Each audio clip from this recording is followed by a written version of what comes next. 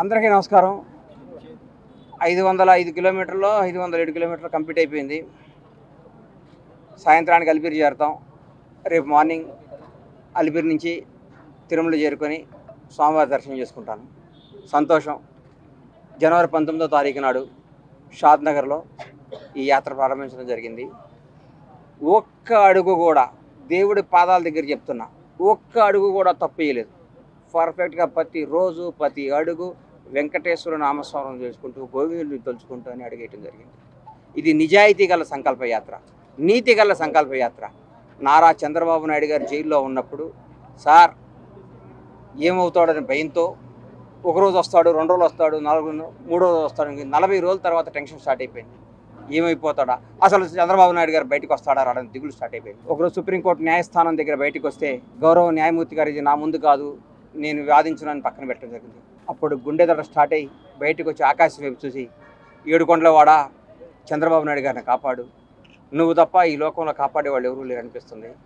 దయచేసి ఆయన్ని ప్రాణాలతో బయటికి తీసుకురా, నా గడప నుంచి నీ గడప దాకా నడిచొస్తావు స్వామి, ఇంతకంటే నీకు మేము ఇచ్చుకోలేము, దయచేసి మా మొర ఆలకించని మొక్కోవటం జరిగింది. నాలాగే ప్రపంచవ్యాప్తంగా ఉన్న కోట్లాది అభిమానులు ఆయన సార్ తిరిగి రావాలని అందరూ ఆ స్వామివారిని ప్రార్థించడం జరిగింది.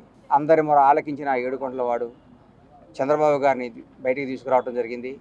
తిరిగి ఆయన్ని అందలం ఎక్కించడం జరిగింది. ఆ భాగంగా సార్ బయటకు వచ్చినప్పుడు మొక్కునే భాగంగా నేను ఈ పాదయాత్ర చేయడం జరిగింది.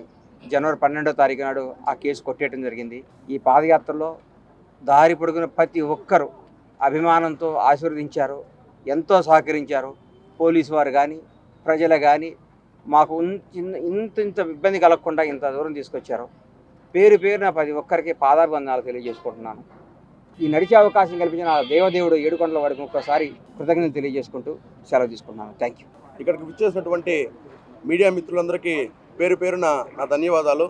ఈ రోజుకి బండ్ల గణేష్ అన్న పాదయాత్ర 22 రోజులు పూర్తి చేసుకునింది. మా పెద్ద అయిన సీఎం చంద్రబాబు నాయుడు గారి ఆరోగ్యం మెరుగు కోసం దైవ సంకల్ప యాత్ర చేస్తున్న బండ్ల గణేష్ అన్నకి మా సంఘీభావం తెలుపుతూ ఈ తెలుగుదేశం కుటుంబం మొత్తం అన్నకు పాదయాత్రలో మా వంతు కృషిగా అన్నకు సంఘీభావం తెలుపుజేస్తూ మా చంద్రగిరి కాన్స్టిట్యూషన్ ఎల్ఐసి నుంచి సుమారు 500 మందితో మా తెలుగుదేశము అన్నదమ్ములు కుటుంబ సభ్యులు 500 మందితో అలిపిరి వరకు బండ్ల గణేష్ అన్నకి పాదయాత్రగా మేము తోడుంటాం. మాకైతే నిజంగానే ఇది గూస్ బూమ్స్ వస్తున్నాయి. మాకు నిజంగానే ఆయన పాదయాత్ర చేస్తా అంటే మాకు ఇంకా యూత్కి ఇంకా ఇన్స్పిరేషన్గా అనిపిస్తుంది. మాకైతే నిజంగా చాలా హ్యాపీగా కూడా ఉంది.